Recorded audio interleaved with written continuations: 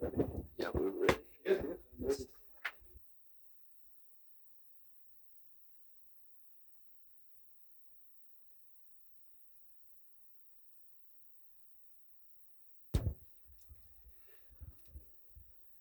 Chapter 44.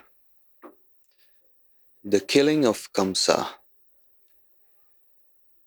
After Kamsa's wrestlers expressed their determination, the Supreme Personality of Godhead, the killer of Madhu, confronted Chanura, and Lord Balaram, the son of Rohini, confronted Mushtika.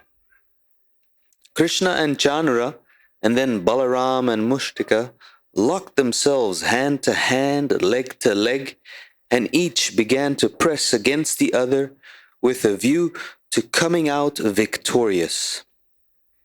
They joined palm to palm, calf to calf, head to head, chest to chest, and began to strike each other.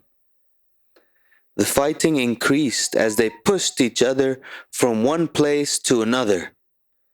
One captured the other and threw him down on the ground, and another rushed from the back to the front of another and tried to overcome him with a hold. The fighting increased step by step. They were picking up, dragging, and pushing, and then the legs and hands were locked together. All the arts of wrestling were perfectly exhibited by the parties as each tried his best to defeat his opponent.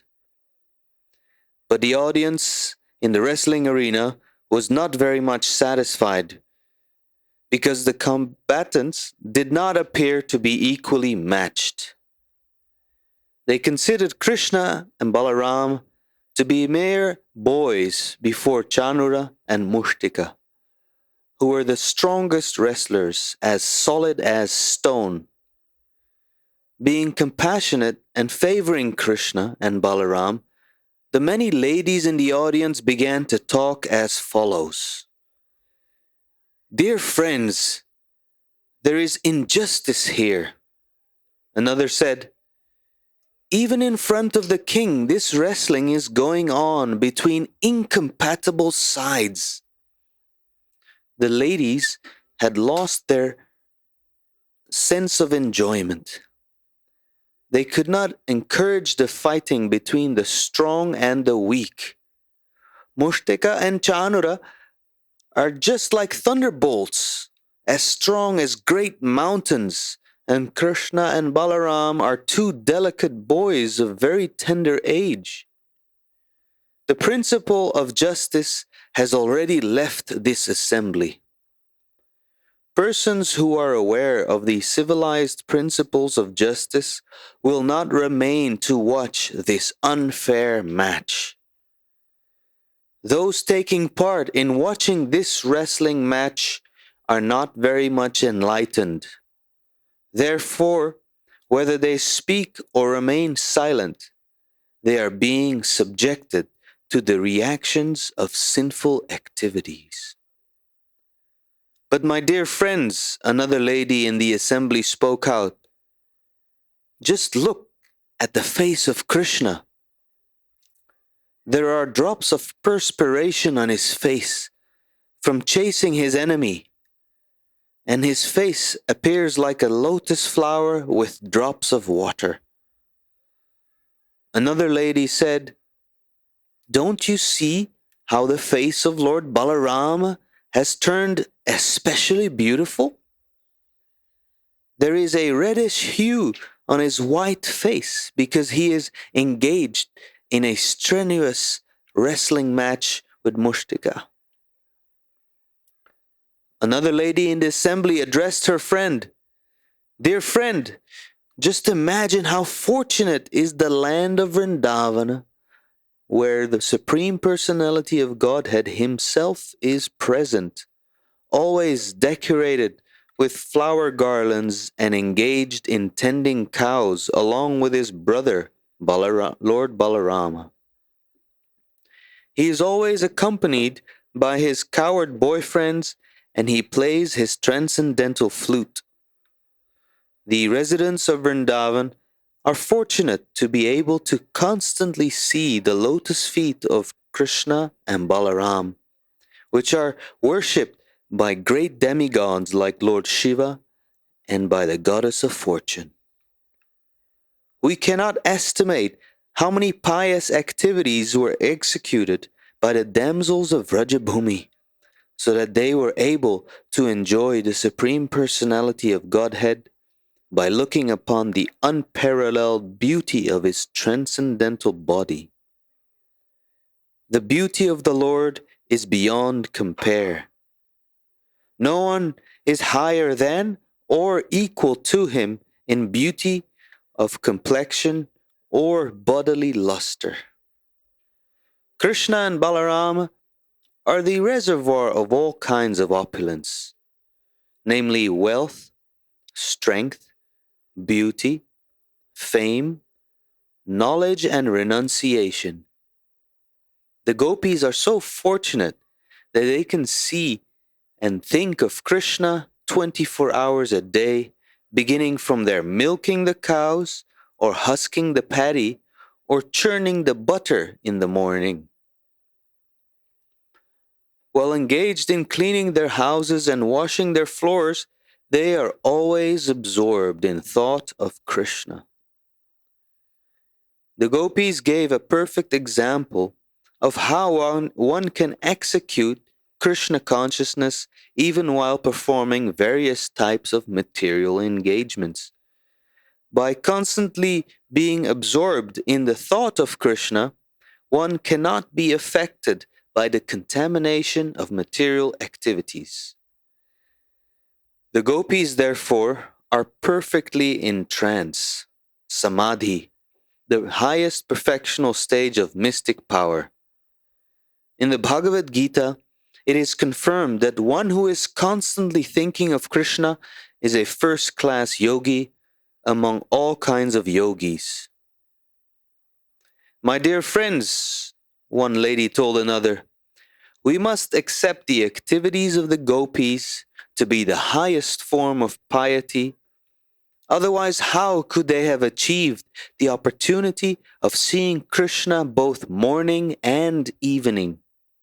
In the morning, when he goes to the pasturing ground with his cows and cowherd boyfriends, and in the evening, when he returns with them, playing on his flute and smiling very brilliantly. When Lord Krishna, the supersoul of every living being, understood that the ladies in the assembly were anxious for him, he decided not to continue wrestling, but to kill the wrestlers immediately. The parents of Krishna and Balaram, namely Nanda Maharaj, Yashoda, Vasudev, and Devaki, were also very anxious because they did not know the unlimited strength of their children. Lord Balaram was fighting with the wrestler Mushtaka in the same way that Krishna, the Supreme Personality of Godhead, was fighting and wrestling with Chanura. Lord Krishna appeared to be cruel to Chanura, and he immediately struck him thrice with his fist. The great wrestler was jolted, to the astonishment of the audience. Chanura then took his last chance and attacked Krishna, just as one hawk swoops upon another. Folding his two hands, he began to strike the chest of Krishna, but Lord Krishna was not even slightly disturbed, any more than an elephant is when hit by a flower garland. Krishna quickly caught the two hands of Chanura and began to wheel him around, and simply by this centrifugal action, Chanura lost his life. Krishna then threw him to the ground. Chanura fell just like the flag of Indra, and all his nicely fashioned ornaments were scattered hither and thither. Mushtaka also struck Balaram, and Balaram returned the stroke with great force. Mushtaka began to tremble and vomit blood. Distressed, he gave up his vital force and fell down, just as a tree falls down in a hurricane. After the two wrestlers were killed, a wrestler named Kuta came forward.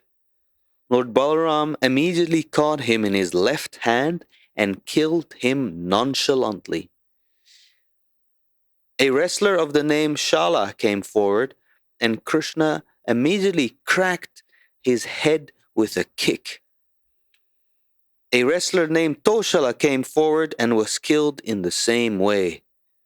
Thus, all the great wrestlers were killed by Krishna and Balaram, and the remaining wrestlers fled the assembly out of fear for their lives. All the coward boyfriends of Krishna and Balaram approached them and congratulated them with great pleasure.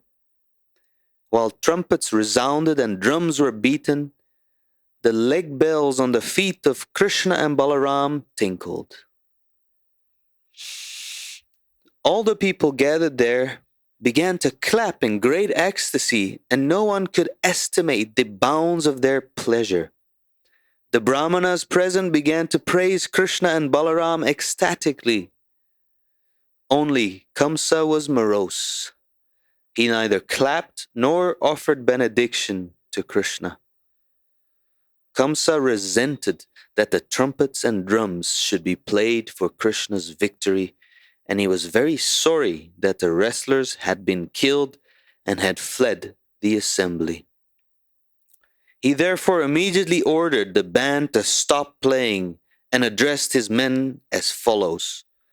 I order that these two sons of Vasudev be immediately driven out of Mathura. The coward boys who have come with them should be plundered and all their riches taken away. Nanda Maharaj should immediately be arrested and killed for his cunning behavior.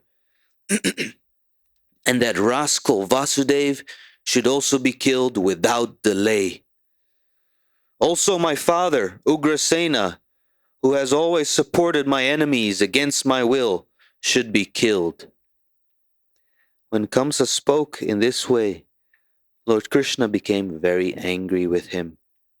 And within a second, he jumped onto the high dais of King Kamsa. Kamsa was prepared for Krishna's attack, for he knew from the beginning that Krishna was to be the supreme cause of his death. Kamsa immediately unsheathed his sword and prepared to answer the challenge of Krishna with sword and shield. As Kamsa wielded his sword up and down, hither and thither, Lord Krishna, the supreme powerful Lord, caught hold of him with great force. The Supreme Personality of Godhead, who is the shelter of the complete creation and from whose lotus navel the whole creation is manifested, immediately knocked the crown from the head of Kamsa and grabbed his long hair in his hand. He then dragged Kamsa from his seat to the wrestling dais and threw him down. Then Krishna at once straddled his chest and began to strike him over and over again. Simply from the strokes of Krishna's fist, Kamsa lost his vital force. To assure his parents that Kamsa was dead, Lord Krishna dragged him just as a lion drags an elephant after killing it. When people saw this, there was a great roaring sound from all sides as some spectators expressed their jubilation and others cried in lamentation. From the day Kamsa had heard he would be killed by the eighth son of Devaki, he was always thinking of Krishna with his wheel in hand, and because he was very much afraid of his death, he was thinking of Krishna in that form 24 hours a day without stopping, even while eating, while walking, and while breathing. And naturally, he got the blessing of liberation. In the Bhagavad Gita, it is stated, Sada tad bhava bhavitaha A person gets his next life according to the thoughts in which he is always absorbed. Kamsa was thinking of Krishna with his wheel, which means Narayana, who holds a wheel, conch shell, lotus flower, and club. According to the opinion of authorities, Kamsa attained Sarupya Mukti after death.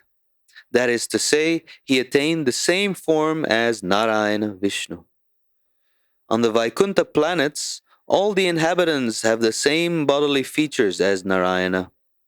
After his death, Kamsa attained liberation and was promoted to Vaikuntha Loka. From this instance, we can understand that even a person who thinks of the Supreme Personality of Godhead as an enemy gets liberation or a place in a Vaikuntha planet. So what to speak of the pure devotees who are always absorbed in favorable thoughts of Krishna? Even an enemy killed by Krishna gets liberation and is placed in the impersonal Brahmajyoti. Since the Supreme Personality of Godhead is all good, anyone thinking of him, either as an enemy or as a friend, gets liberation.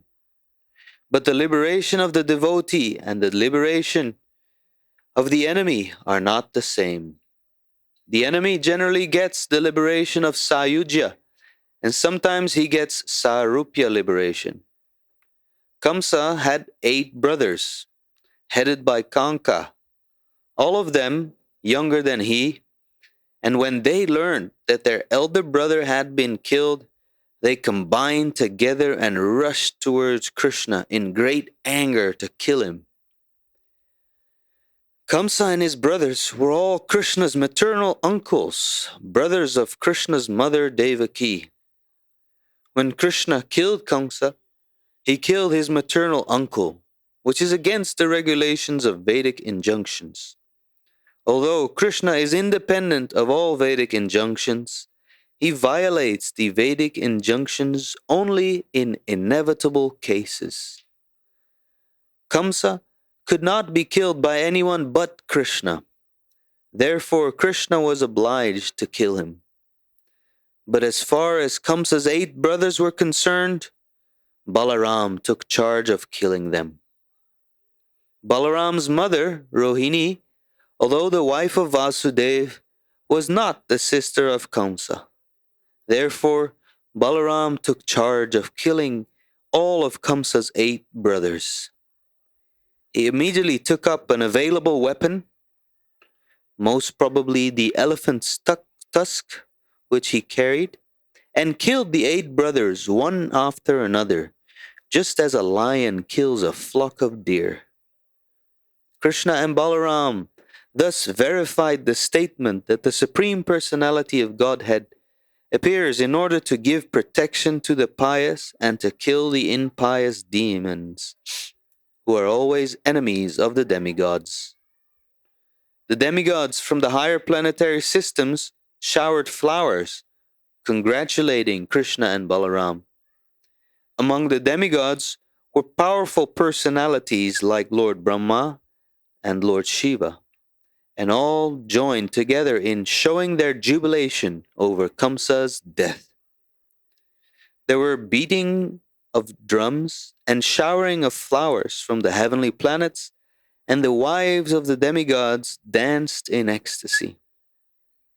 The wives of Kamsa and his 8 brothers were aggrieved at the sudden death of their husbands, and all of them struck their foreheads and shed torrents of tears. Crying loudly and embracing the bodies of their husbands, which lay on the wrestling days, the wives of Kamsa and his brothers lamented, addressing the dead bodies. Our dear husbands, you're so kind and are the protectors of your dependents. Now, after your death, we are also dead, along with your homes and children. We no longer look auspicious. On account of your death, the auspicious functions to take place, such as the sacrifice of the bow, have all been spoiled. Our dear husbands, you treated persons ill who were faultless, and as a result, you have been killed. This is inevitable because a person who torments an innocent person must be punished by the laws of nature. We know that Lord Krishna is the Supreme Personality of Godhead.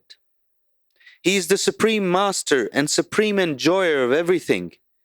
Therefore, one who neglects his authority can never be happy, and ultimately, as you have, he meets death. Since Krishna was kind and affectionate to his aunts, he solaced them as far as possible. The ritualistic ceremonies performed after death were then conducted under the personal supervision of Krishna because he happened to be the nephew of all the dead princes. After finishing this business, Krishna and Balaram immediately released their father and mother, Vasudeva and Devaki, who had been imprisoned by Kamsa. Krishna and Balaram fell at their parents' feet and offered them prayers. Vasudeva and Devaki had suffered so much trouble from Kamsa because Krishna was their son. Devaki and Vasudeva were fully conscious of Krishna's exalted position as the Supreme Personality of Godhead. Therefore, although Krishna touched their feet and offered them obeisances and prayers, they did not embrace him, but simply stood up to hear the Supreme Personality of Godhead. Although Krishna was born as their son, Vasudeva and Devaki were always conscious of his position. Thus ends the Bhaktivedanta purport of the 44th chapter of Krishna, the killing of Kamsa.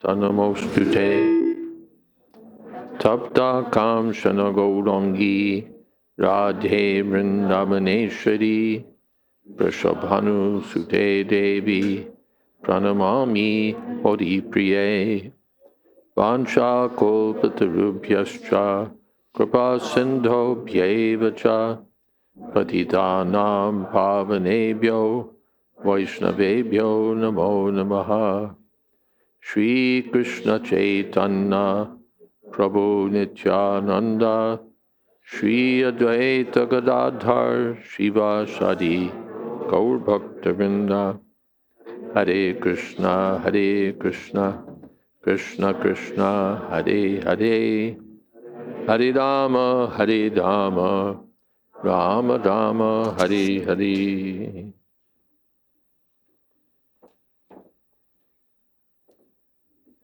Oh,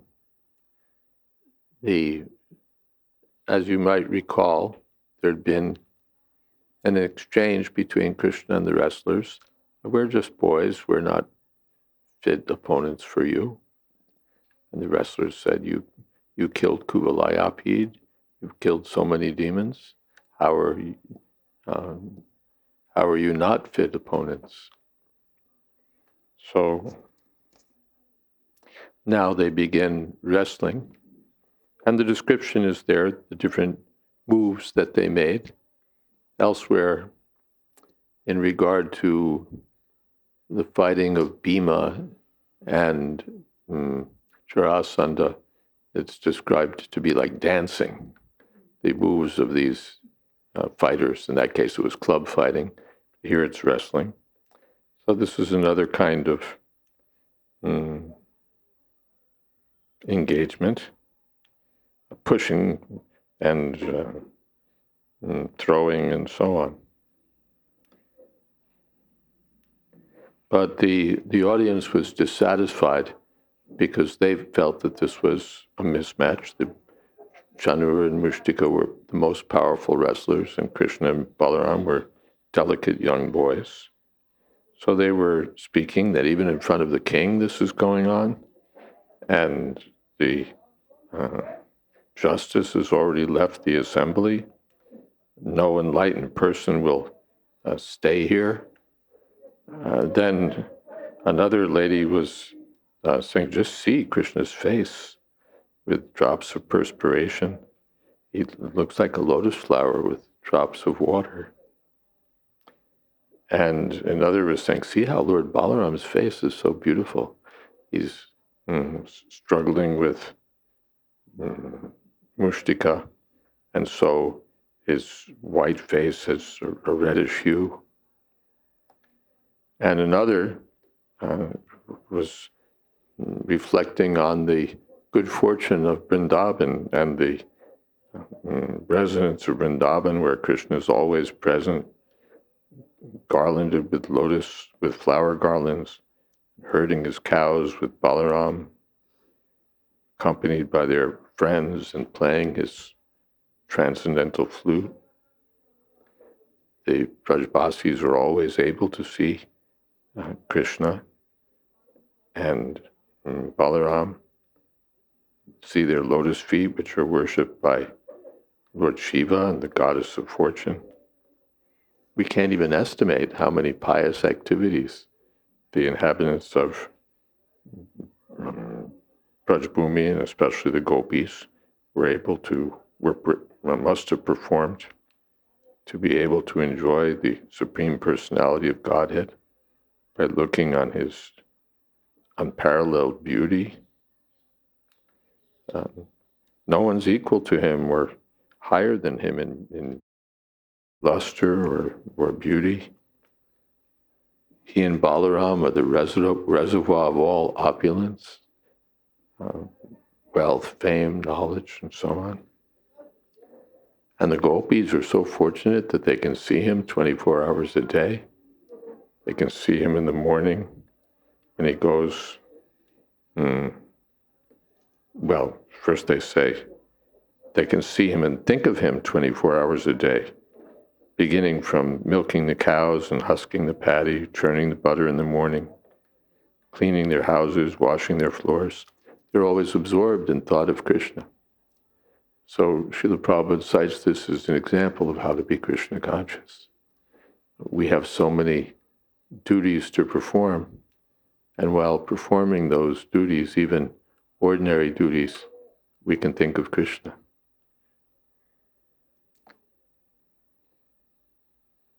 And as long as one is thinking of Krishna, one is freed from all the effects of the material energy. And one becomes a first-class yogi, because the best yogi is the one who's always thinking of Krishna. Then another lady was glorifying the gopis. Their activities are the highest form of piety. Otherwise, how is it that they could see Krishna morning and evening, in the morning when he goes to milk the cows, to herd the cows, in the evening when he comes back, playing his flute and smiling so brilliantly? So in this way, they're all absorbed in thinking, appreciating Krishna and appreciating the greatest devotees of Krishna. And this is going on while the wrestling match is in progress. And Krishna, seeing the anxiety of the ladies, thought, enough, now it's time to dispatch these wrestlers. Just as with Kaliya, when there was too much anxiety, then Krishna said, okay, now we have to subdue him. So now we have to do in these wrestlers. So Krishna began striking Chanura with his fist, and Chanura was astonished, but he struck back, holding both of his hands together, like, boom. And Krishna just took his hands and took him by those hands and swung him around, and by centrifugal force, the wrestler lost his life. And Krishna threw him to the ground. And Mushtik hit Balaram, but Balaram hit him back. And Mushtik trembled, vomited blood, and fell like a tree in a hurricane. Then a few extra wrestlers came. They must have been foolish. Chanura and Mushtika were the best. And now the best have been killed, and the others are going to, give it a shot. Maybe they're brave or foolish, or both.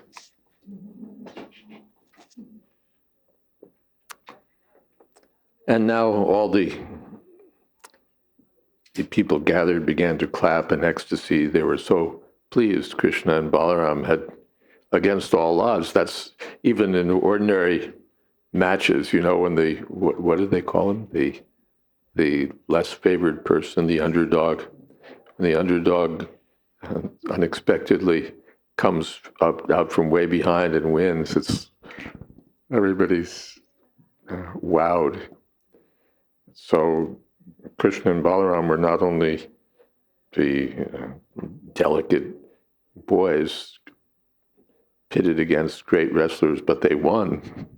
They'd smashed these wrestlers. So everyone began to praise Krishna and Balaram. The Brahmins began to praise them, and the only morose person was Kamsa.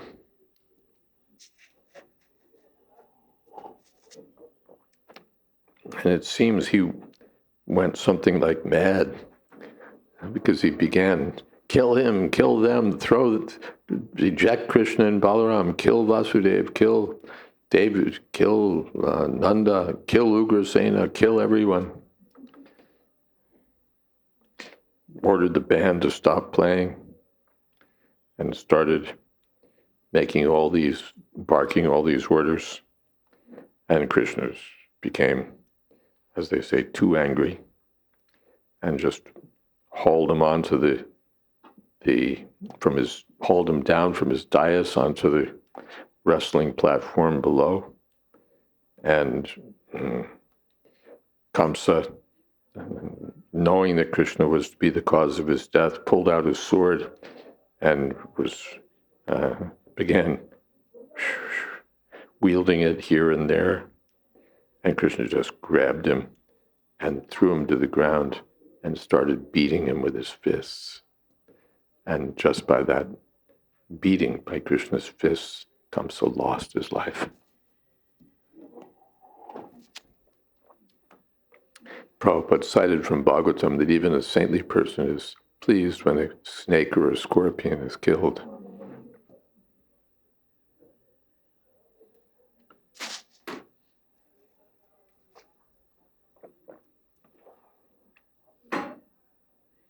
The Supreme Personality of Godhead, the shelter of the complete creation, from whose lotus navel the whole creation is manifested, knocked Kamsa's crown from his head, grabbed him by the hand, by by the hair, straddled his chest, and killed him. Quite a privilege to be beaten like that by the origin of all creation.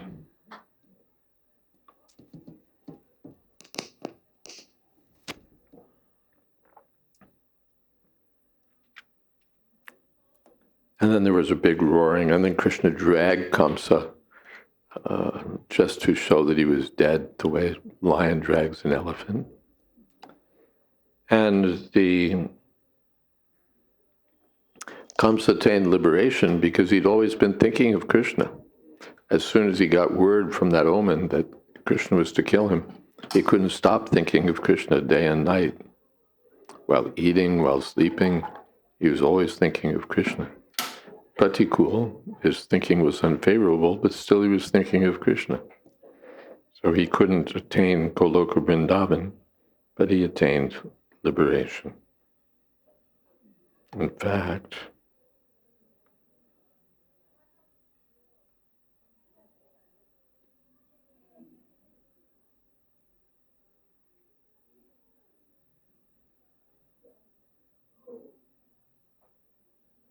yeah.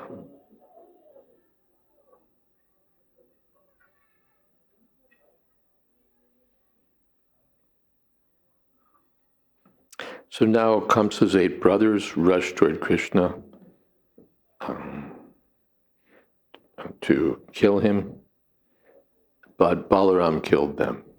Krishna had killed Kamsa, his maternal uncle, which one shouldn't do. But since there was no alternative, Krishna did it. But he left the killing of the brothers to Balaram, who was not their nephew, because he was the son of Rohini, not Kamsa's sister, Devaki.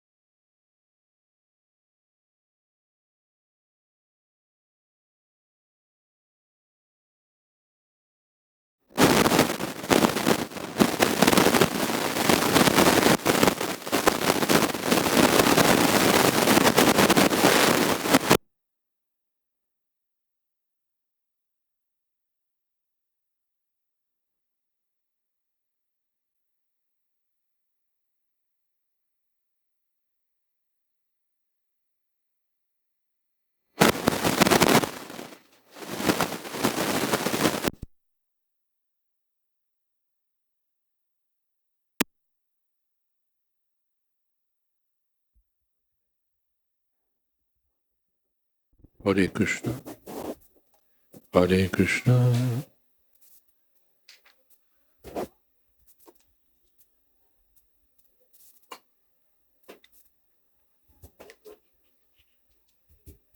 So then the wives of Kamsa and his brothers begin to lament, and their lamentation is philosophically on target. It appears that they were more enlightened than Kamsa and his brothers. They understood that Krishna was the supreme personality of Godhead, and that although their husbands had been kind to them, they had treated innocent persons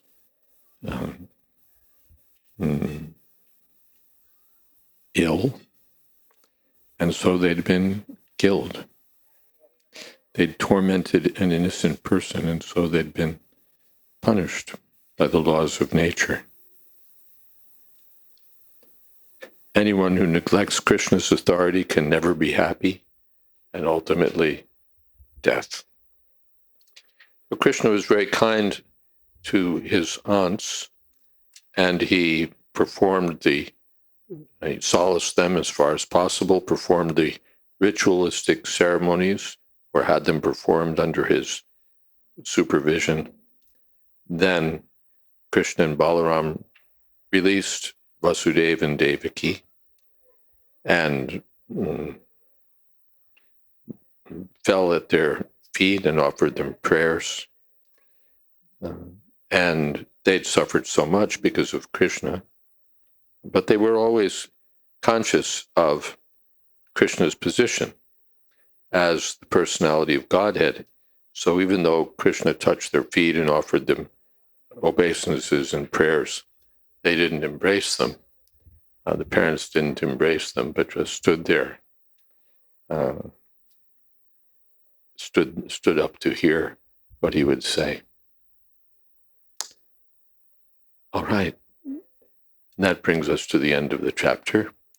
Are there any comments or questions? Hare Krishna. Yes.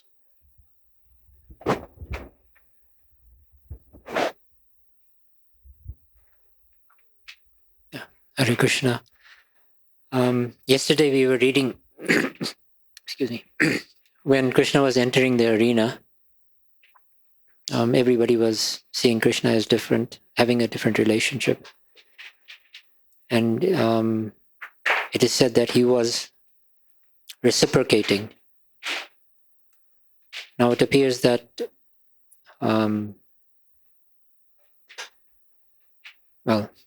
I think it's also said that Krishna is always reciprocating with everyone else. So it seems that he is adjusting to everybody's actions. And then another point, it's like when throughout the history, we've been reading the Krishna book, it doesn't seem to be any point where Krishna is an aggressor or Krishna instigates anything. It's more like somebody's always instigating him, then he reacts. But he doesn't instigate an action, especially if it's violence or something like that. Is that a correct understanding? Let me think about that. Does Krishna ever instigate violence?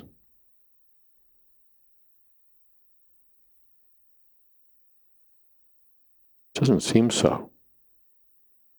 Yes. Krishna.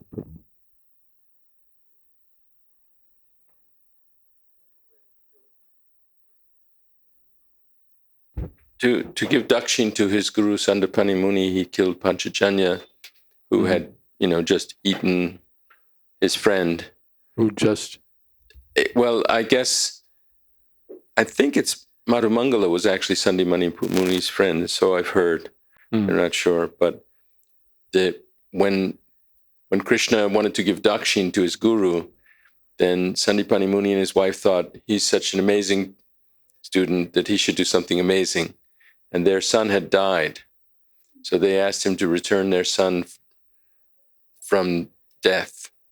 And Krishna went looking for him, and he jumped in the water, and he found this conch snail, a demon, who had killed the boy. And then he killed him, although the demon hadn't really done anything to Krishna, except he had attacked Krishna's friend. Well, that's enough. Yeah. Krishna attacked Kaliya. Kaliya hadn't attacked Krishna, but he poisoned the Jamuna. So it doesn't have to be direct action against Krishna, but duskritam, when Krishna comes and diminishes the burden of the earth and so on. So the offenders to the Indrari Vyakulam Lokam, the enemies of Indra. So when there are demons who create disturbances, not necessarily to him, but to the earth, to the demigods, and so on, then Krishna, he acts. But Krishna has no reason to attack those who are faultless. That's not his business. Something else? Yes.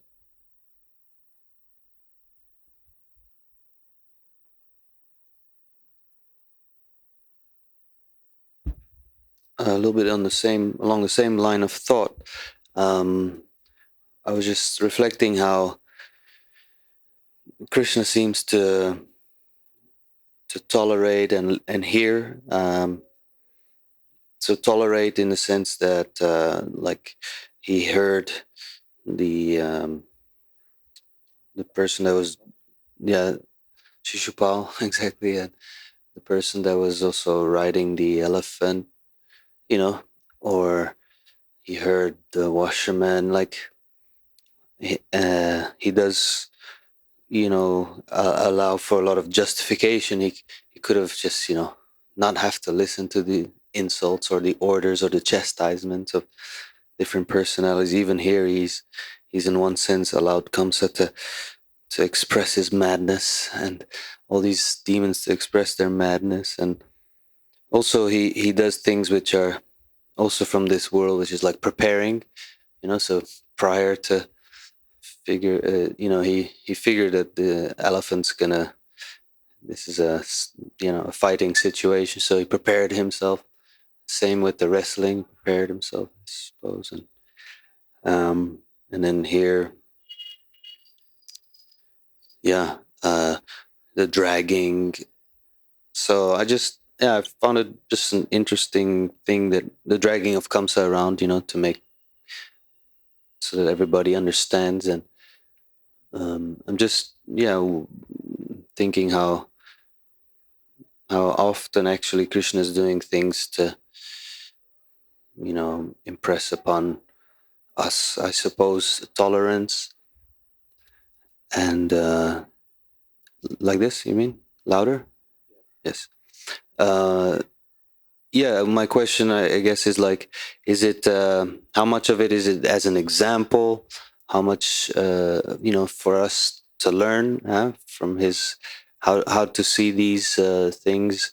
He could be more like, I don't know, act without needing to justify things, but he allows a lot of, sometimes tolerating things that are difficult, or preparing, which he doesn't need to do. He doesn't need to prepare. He doesn't need to tolerate. He doesn't need to drag comes around. But Why does Krishna do these things, preparing and tolerating? One thing is Krishna is instructive. Another thing is that Krishna keeps pace with the role that he's playing as being like a human being. So Krishna, he doesn't even have to pick up, he doesn't have to hit him. He could just think dead, and that's it, because just by thinking, he could kill him. But he keeps pace with the material world, and he performs these dramas to give us something to relish. These things are there in the movies, the characters, he throws his jacket over his shoulder and cocks his gun, and that's all like, yeah. So Krishna tightens his belt and performs these dramatic acts just to enliven his devotees. Just to enliven his devotees. He acts, what is that? Agudha Kapata Manasha in the first canto. Covered like a human being, he performs supernatural acts. Saharamena Kesha, along with Balaram.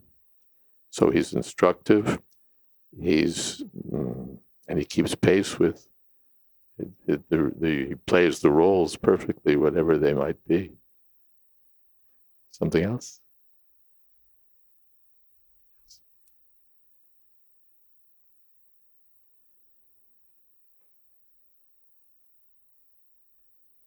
Hare Krishna. In the beginning, it was said about this injustice that the gopis experience. So it seems that both in devotees, but also non-devotees, there's this inherent sense of justice and what is right and what is wrong. In some, it is more present, and in others, maybe less. In some, it is more present, and in others, a little bit less. Could we say that this is like the voice of Paramatma guiding us from within? Yeah, everyone is guided by Paramatma. Amatasmritir Jnanamopohanamcha, according to their past activities. Just the demons are thinking, what was it that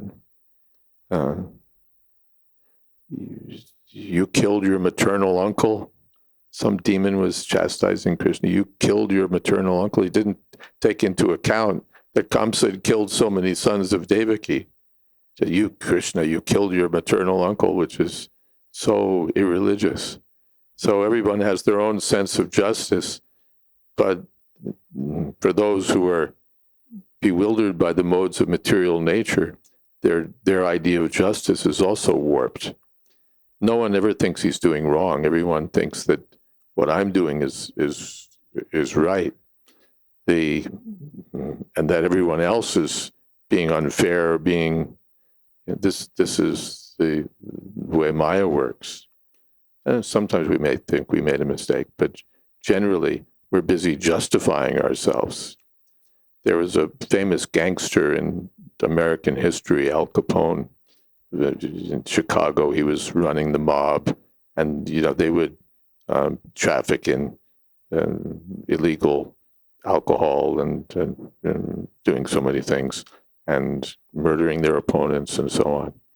And finally, they could never catch him, the federal authorities, but finally they got him on some tax fraud and imprisoned him. And he later, he was running so many gambling rackets and this and that. And they imprisoned him, and he felt that he'd been wronged. What did I do? I only tried to give the people of Chicago a good time. A notorious gangster. So everyone is thinking that I'm doing the right thing. I'm doing the right thing. The demons are thinking that, what is that? Today I'll rid the world of the Yadu dynasty, Shalva, because they've done this or that. So, yeah, the super soul, if you want to be what is it? It guides some people so they go to heaven, and some so they go to hell. Prabhupada quotes a Vedic mantra to that effect in Bhagavad Gita. Samoham sarvabhuteshu namedveshyosti napriya. I'm equal to everyone. I have no one's my enemy, no one's my friend. But tanaham dushata kruran sangsareshu niradhaman. Shipami adrashrama shubhan ashri shvebiyonish. If you act like a demon, I'll send you down to the lowest regions of existence again and again. So actually, we cannot fully trust our sense of justice. We have to just rely on what we learn. Our sense of justice can be imperfect. Therefore, tasmat shastra pramanam.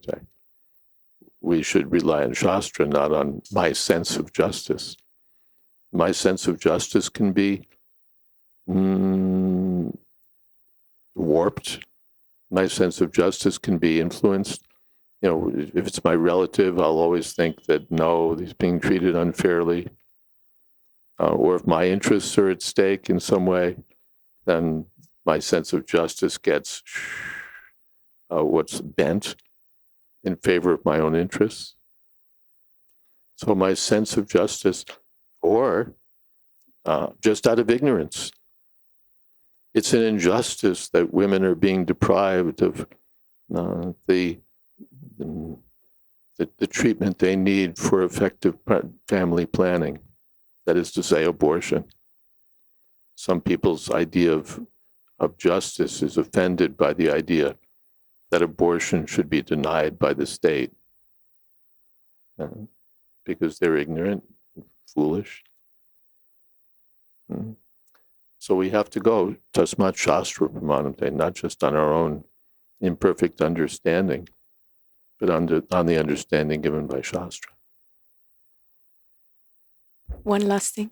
So if we only go by Shastra, then there are also different interpretations. I've seen, for instance, in our community that there's some dispute, and then both are defending their point of view with Shastra. Who's right? Who's right? Yeah, that's always there. We go by Shastra, but then the Shastra has to be understood with the help of experienced persons.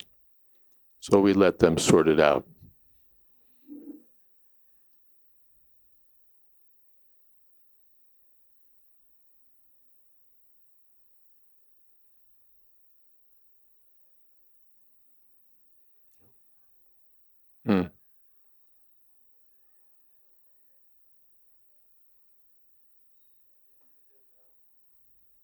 Kamsa got the Sarupya kind of liberation. There's like these 5 kinds, and Sayujya is the kind that devotees never accept, but there's Samipya, Sharshti, Salokya. Samipya. And is it, so you can get one without the, I mean, you can get the kind of 400 form body, but not be on a planet of Krishna or not be in his association? I don't really understand how you could be. If you get the liberation of, you could, I mean, even that, who was that? Banasura got in this very life, he got a 4-armed form without having to go to Vaikuntha. But one would think that if you get one of these liberations, there are other liberations associated with it. But I don't have an opinion about these things. It's just something to think about, I guess. Do you know, there was a reference when Chanora was thrown to the ground, it said like the flag of Indra. And I don't know what the reference is. Maybe it's there in Chakravarti Thakur, but I don't have it right off. Hare Krishna Maharaj. Hare Krishna. Maharaj, I was thinking about the Kamsa's Kamsa's what? Kamsa's response. Kamsa's response when all the wrestlers were killed by Krishna and Balram. So basically, like, it was frustration born out of expectations, right? Like, Kamsa was expecting those wrestlers to win, and those expectations were not fulfilled, and because of that, he wanted to kill everybody. Like, he becomes angry. And krodhat bhavati sammoha. Yes. When one becomes angry, he becomes bewildered. Sammohat smriti vibhrama. Forgets everything. And smriti bramshad buddhi nasho. And then loses all intelligence. And buddhi nashat pranashati. And then you're finished. And similarly, nimittani vipritani is mentioned in first. So nimittani vipritani? Nimittani vipritani. Well, that's more like omens. Okay. Nimittani vipritani. Yeah, you can say he saw the reversal, but nimitta usually means, or nimitta can also mean agent, right? Yeah. So his agents were all killed. So nimittani vipritani. Yeah. And in devotees' lives also, we face reversals, and sometimes you speak very softly, and if I answer you just as softly, you won't hear a word I say. Louder? Okay. Please. Okay. And in devotees' lives also, Maharaj, we see that there are reversals, or there are situations. There are reversals, and there are situations which bring frustration, maybe because of not meeting expectations. So how to elevate the Well, if the devotees just become angry, then they'll also get bewildered. Yeah. One has to think of Krishna. All right, things are sometimes go my way, sometimes don't go my way. So either, what is that? Tulya priya priyo dhiras. One has to be sober, whether one gets what one hopes for or one gets the opposite. What is that?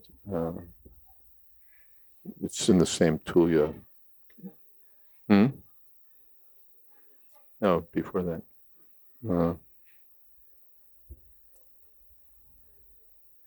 Siddhyo asiddhya cha tata mana pamanayo.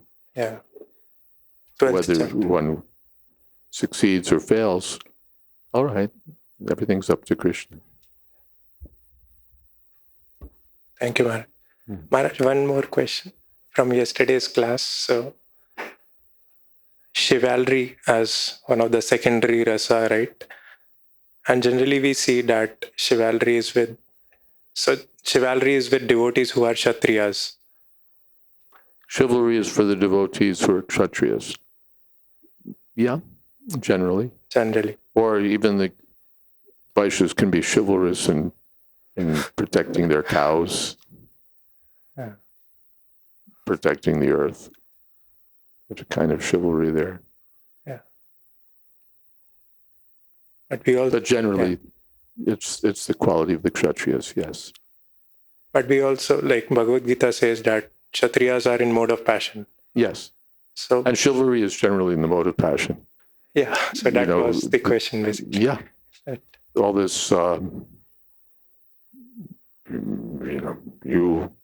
you've committed an offense and I'm going to wipe out your kingdom and all of that kind of stuff. This is for the kshatriyas.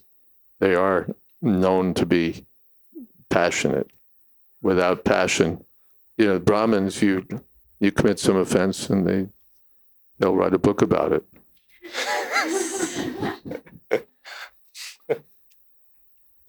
But a kshatriya is quick to respond. And Vaishya would go to the kshatriya and say, they did this to me. But Maharaj, how to distinguish whether it is material mode of passion or like chivalry is a... You have to see whether Krishna's interests are being served. Prabhupada would also be chivalrous in the service of Krishna. It's mentioned that we find that one time there was some pandal program going on, and devotees were on the stage chanting and dancing. And some uncouth person in the crowd began clutching at the sari of one of the Western ladies. How gross. Prabhupada took up a pair of kartals, like a weapon.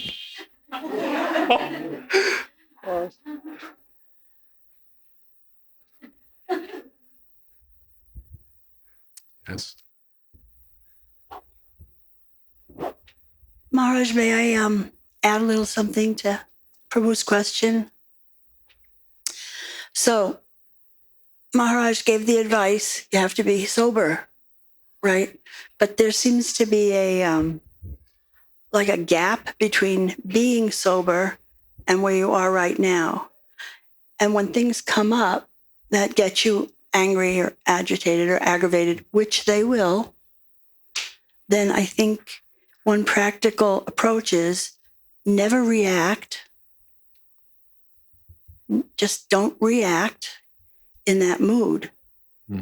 Count to 10, take a breath, whatever it takes to calm yourself. And then you can think of Krishna and then you can make a informed decision on the proper way to respond. Yeah. One time, Rupa Nuga Prabhu asked Srila Prabhupada, is there some hint of what you can do when there's a sudden rush of anger? And Prabhupada advised him, you can think of Lord Nrsingadev. He said, because you're only a little angry, he's unlimitedly angry.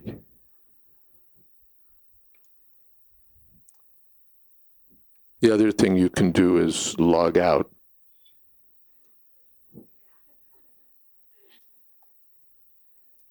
It's crazy what people do on the internet. Buddhi nashat pranashati comes real quick in succession. And then when intelligence is lost, then you start banging the keyboard and then everything's lost. You commit operads right, left, and center. Can't take it back once it's out there. Yeah, you can't take it back. So those who want to be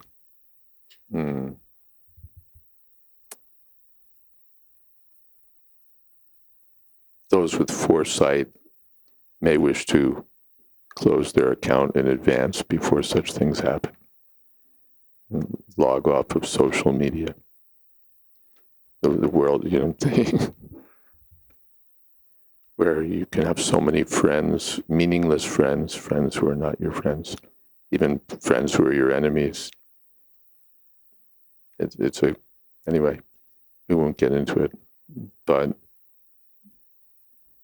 one can advance quickly in spiritual life by closing down one's social media accounts and reinvesting the time lost in in hearing and chanting Srimad Bhagavatam. Otherwise, yeah. So that's another answer.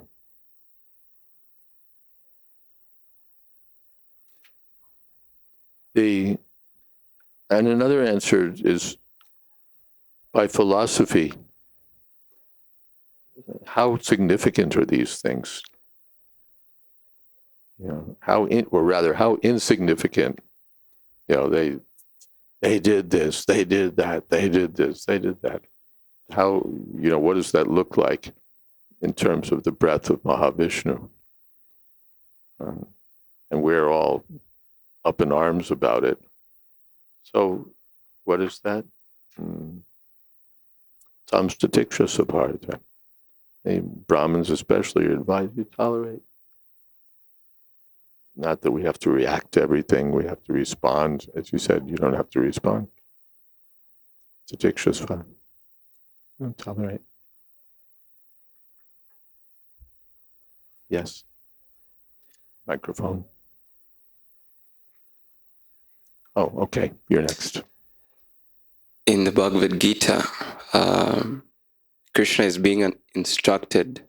Krishna instructs Arjuna, but in a few verses he says, "Iti me mati," this is just my opinion. Then we also saw yesterday when they had a conversation with Chanura. He's telling him, "We're just small boys. We cannot be compared to you." So why does Krishna always take the humble position? Because he's humble. Sometimes he doesn't take a humble position. Sometimes we find that he's quite, challenging. He challenges his opponents also.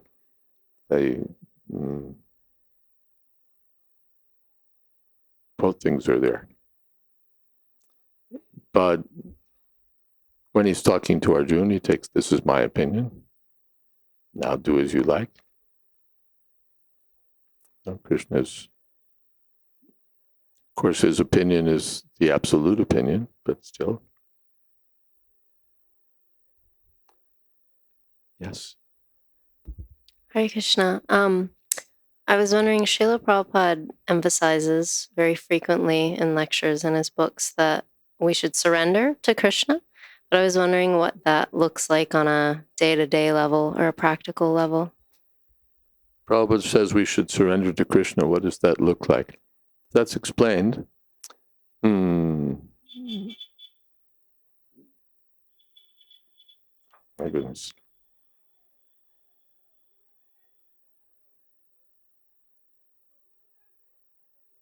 Anukulyasya sankalpa, pratikulyasya varjanam.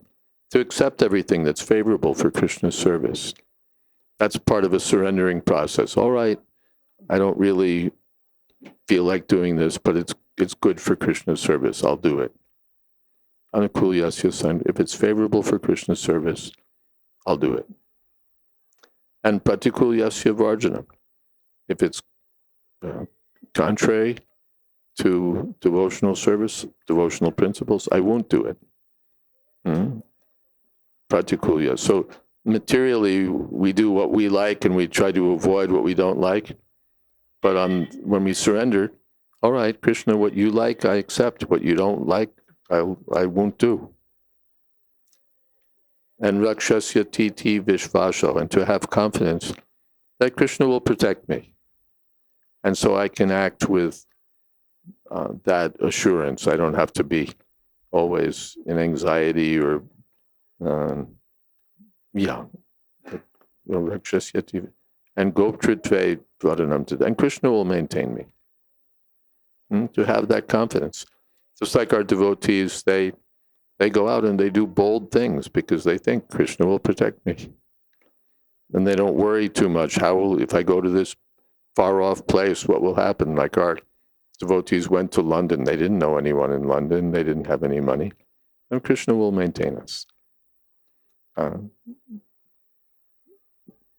Goptritve varnanam tata. Then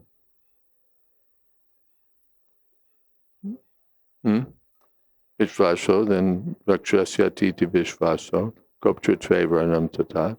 Then? Is that it? That's it. You got them all. So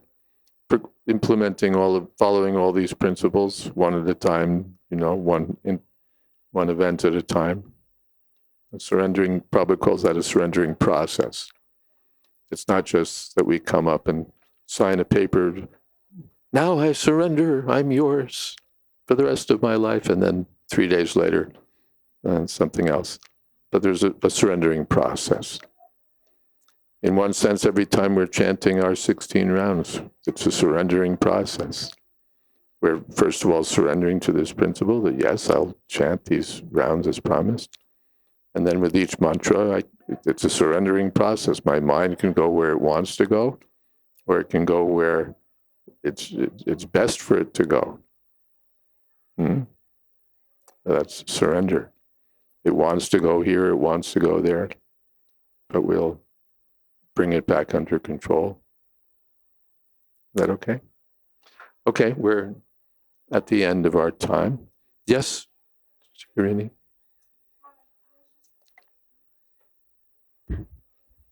I was just thinking when Prabhu was asking about Krishna taking a humble position, I've never interpreted it as a humble position. I always read it as he's tricking everyone. Because just like, how sometimes we've seen in movies or whatever, there are these guys that are expert pool players, right? They're really expert at, hustlers. They're expert at pool. And they'll walk into some pool parlor and they'll stand around and they'll go, and then they'll like pretend that they don't know what they're doing. And then they'll make a really big bet. And then they'll pull out all the stops. And I don't think it's that they were humble. And Krishna, similarly, most of the people knew he had just done so many things. He must have walked into the arena covered with still the blood from the elephant. And, he had just done all that. He wasn't just a little cowherd boy, a young boy. So I always took it that he was just saying that, like, trickery. Certainly when he's speaking in the wrestling arena, it's, what would you say? It's ingenuous, really. That's the word you'd use in your legal brief. It's ingenuous. Krishna said, we're just little... Disingenuous, right? Disingenuous, yes. Disingenuous. That we're just young boys. We play in the forest and wrestle among ourselves, but we're really not top-class wrestlers like you. I'm only the Supreme Personality of Godhead, and I just knocked off this elephant. So yeah, there's a sort of humor to it. I liked your mention of like action movies and stuff earlier, when you were mentioning that, Krishna could just kill them by thinking, but he makes it all like attractive and interesting the way he's the original action movie director who, before they invented action movies, he was already doing you know, Yes. Thank you. letting the other person draw first, you know, Yeah. because he's more out. Yeah. Okay, Kirtan. Who's leading?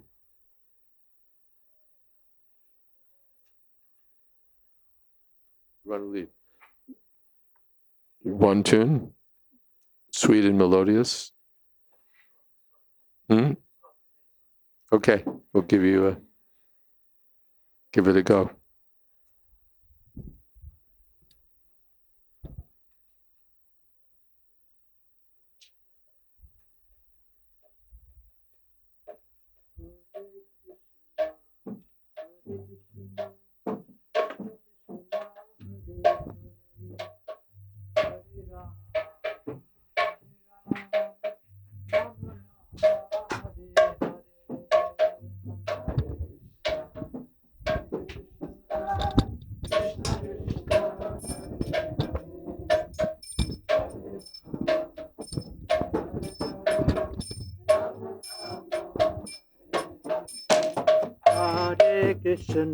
Hare Krishna, Krishna Krishna, Hare Hare, Hare Rama, Rama, Hare Hare, Hare Krishna,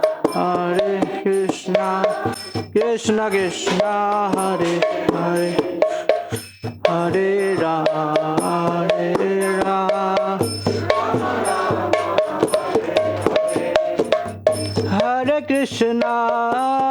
Krishna, Krishna Krishna, Hare Hare, Hare Rama, Rama, Hare Hare, Hare Krishna.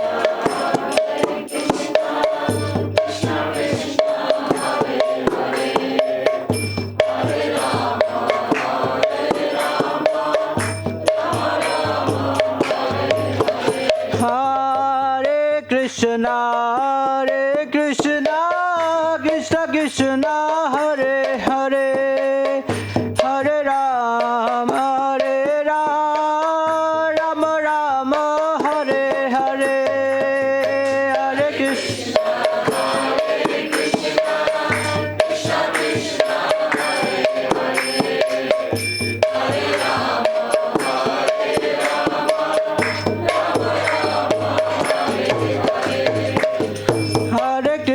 Hare Krishna, Krishna Krishna, Hare Hare, Hare Rama, Rama, Hare Hare, Hare Krishna.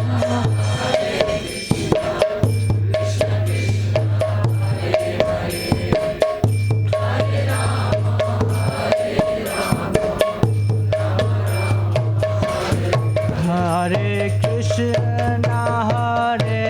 Krishna, Krishna Krishna, Hare Hare, Hare Rama, Rama Rama, Hare Hare, Hare.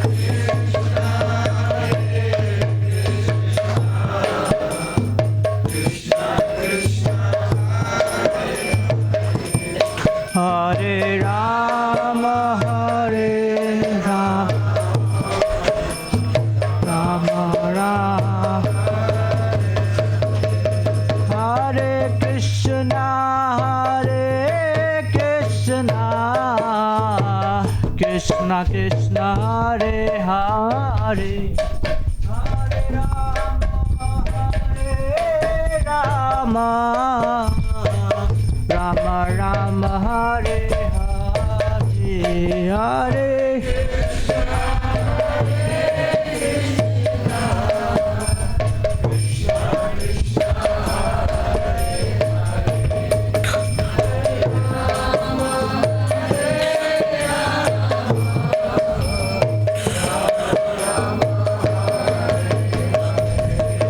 Hare Krishna, Krishna Krishna Krishna Hare Hare Hare Rama Hare Rama Rama Rama Hare Hare Hare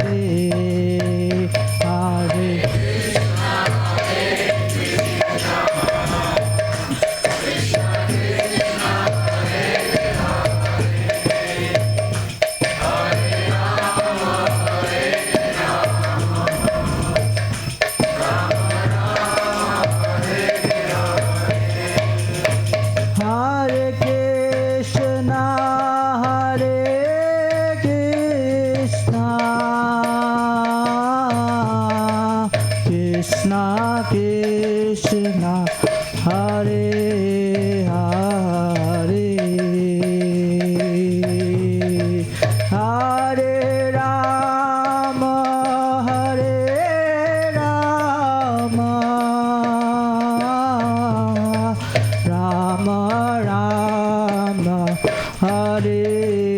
Krishna,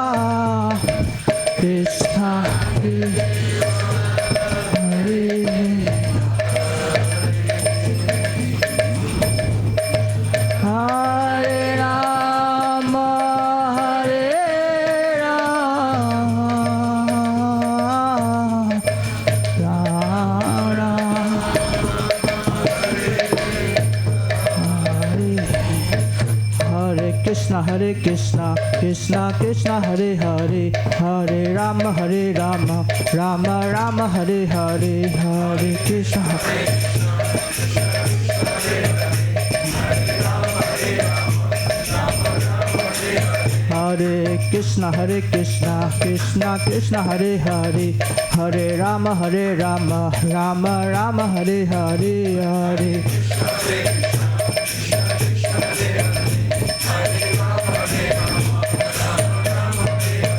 Oh, Hare Krishna, Krishna Krishna, Hare Hare, Hare Rama, Rama Rama, Hare Hare.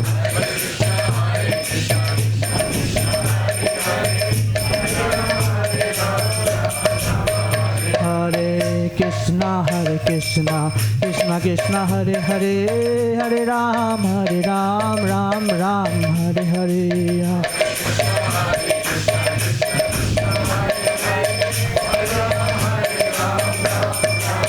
Hare Krishna, Krishna Krishna, Hare Hare, Hare Ram, Ram Ram, Hare Hare.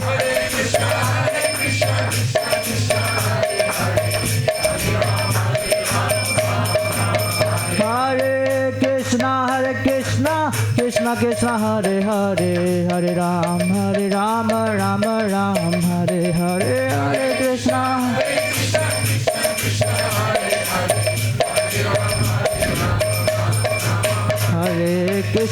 Hare Krishna, Krishna Krishna, Hare Hare, Hare Rama,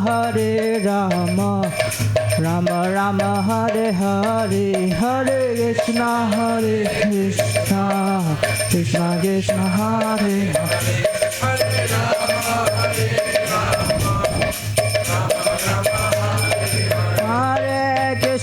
Hare Krishna, Krishna Krishna, Hare Hare, Hare Rama,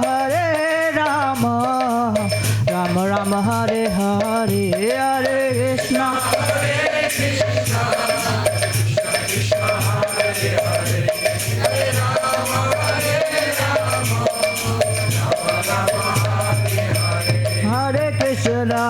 Hare Krishna, Krishna Krishna, Hare Hare, Hare Rama,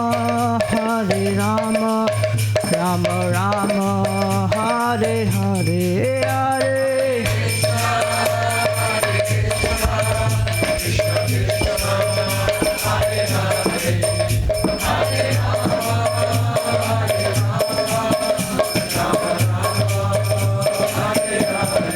Jaya Prabhupada,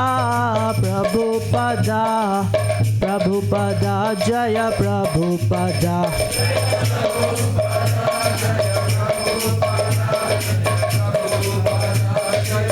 Jaya Jaya Gurudev, Gurudev, Gurudev, Jaya Jaya Gurudev.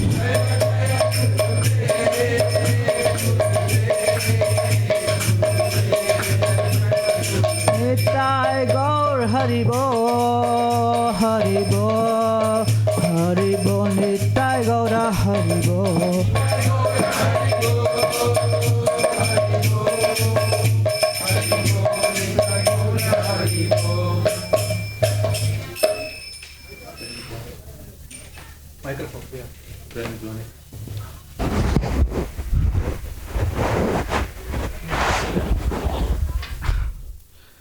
एवं विष्णुपाद परमहंस प्रचार्य स्तोत्र Shri Shrimad AC भक्ति वेदांत सरस्वती गोस्वामी महाराज श्रील प्रभुपाद की जय।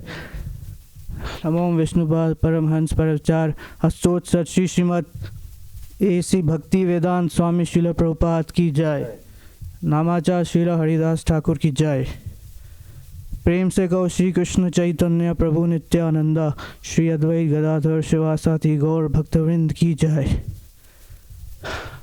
श्री श्री राधा कृष्ण गोप गोपीनाथ श्याम कुंड राधा कुंड गिरि गोवर्धन की जय।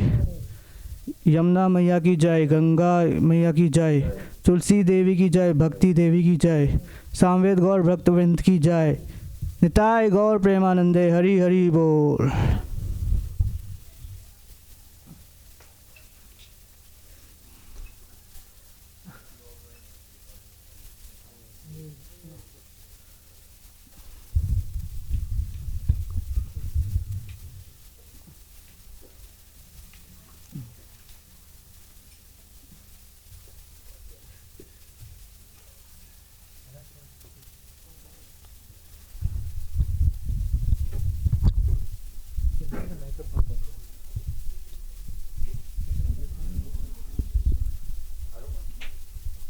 आपसे बात